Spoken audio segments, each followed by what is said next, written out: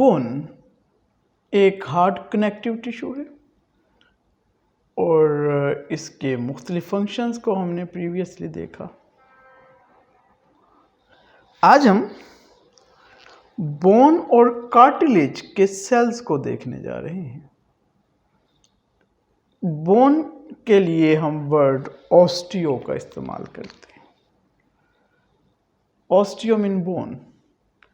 Some books refer it as stone, फिर हम stone से बोन की तरफ चले जाते हैं। There are 3 type of cells. Osteoblast, ये इमेच्योर बोन सेल्स हैं, ये बर्ड हैं, इमेच्योर हैं अभी। Osteocytes are mature blood cells and osteoclast, these are bone dissolving cells. ये तमाम सेल्स दरअसल अराइज होते हैं from stem cells. Osteoblast immature cell होता है, स्टेम सेल से बनता है और फिर इससे ओस्टियोसाइट बन जाता है। ओस्टियोसाइट को घेरा हुआ होता है एक मैट्रिक्स ने, जिसको आप कोलेगन कहते हैं। तो ये कोलेगन के अंदर इंट्रैप हो जाता है। बाज़ किताबें इसको कोलेगन और बाज़ इस मैट्रिक्स को लैक्यूनी के नाम से जानती। तो ओस्टियोसाइट मैच्योर बोन सेल्स हैं। लैक्यूनी में कैल्शियम और फास्फेट भी मौजूद होते हैं जिसको हार्डन करते हैं। बोन एनाटमी हम एक आर्टिकल इंशाल्लाह देखेंगे कि what is the anatomy of bone, क्या क्या सेल्स, कौन कौन से हिस्से क्या क्या काम कर रहे हैं।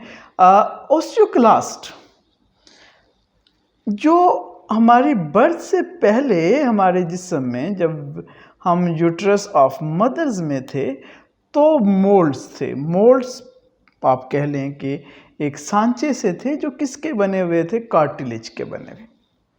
इन कार्टिलेज को ओस्टियोक्लास्ट रिप्लेस करता है, इसकी जगह ओस्टियोब्लास्ट आते हैं और बोन सेल्स बन जाते हैं। तो प्रीनेटल डेवलपमेंट में, बिफोर बर्थ डेवलपमेंट में हमारे अक्सर बोन्स जो हैं वो उससे पहले जो चीज़ बनती है वो कार्टिलेज की वही मोल्ड्स बन रहे होते हैं। अब कुछ हड्डियाँ हमें डायरेक्ट बनती हैं, जैसे फेशियल बोन्स। जब हम यूट्राई ऑफ मदर, सिंगुलर यूट्रस, माँ के रहम में, वोम में थे, तो ये हड्डियाँ फेशियल बोन्स, क्रेनियल बोन्स, ये डायरेक्ट बनी।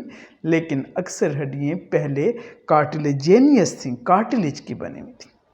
कार्टिलेज के सेल को कॉन्ड्रोसाइट कहते हैं। यहाँ पे एक बहुत बड़ा फ़र्क है बोन और कार्टिलेज में। वो ये है कि बोन को ब्लड सप्लाई भी होती है, there is present blood supply as well as nerve supply, but in cartilage there is no nerve supply as well as there is no blood supply। ना ही यहाँ पर nerve supply है, ना ही यहाँ पर blood supply।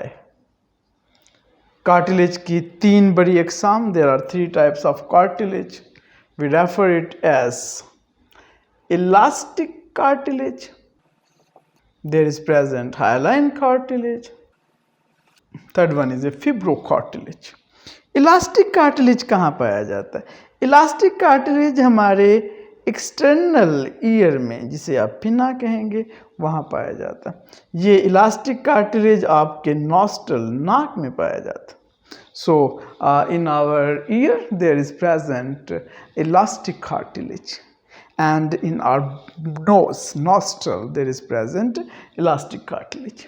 It is a hyaline cartilage.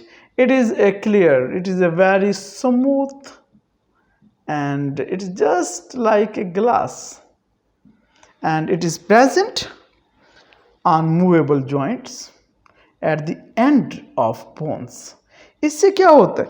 इससे ये होता है कि ये फ्रिक्शन नहीं पैदा होने देता हड्डियों के दरमियान। क्यों नहीं होने देता?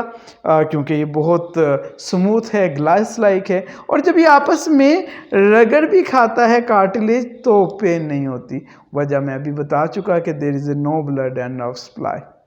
आहिस्ता आहिस्ता अर्थराइटिस में और बुढ़ापे में, एजिंग में, जब ये कार्टिलेज कम होना शुरू हो जाता है और खुदा ना खास्ता हड्डियाँ आपस में रगड़ खाती हैं, then there is a very painful sensation because bones possess blood supply as well as nerve supply.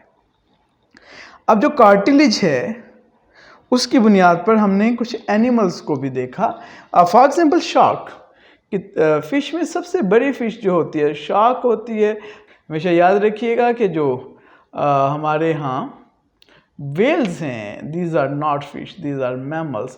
तो सबसे बड़ी जो फिश होती हैं दीज आर दी शार्क, और शार्क्स जो हैं ये कार्टिलेजिनियस हैं, इनके जिस्म में कोई हड्डी नहीं होती। So it is a little bit introduction of chondrocyte and osteocyte. Next article में हम देखेंगे what is the anatomy of bone. तब तक आप मुझे इजाज़त दीजिए। अस्सलामु अलैकुम।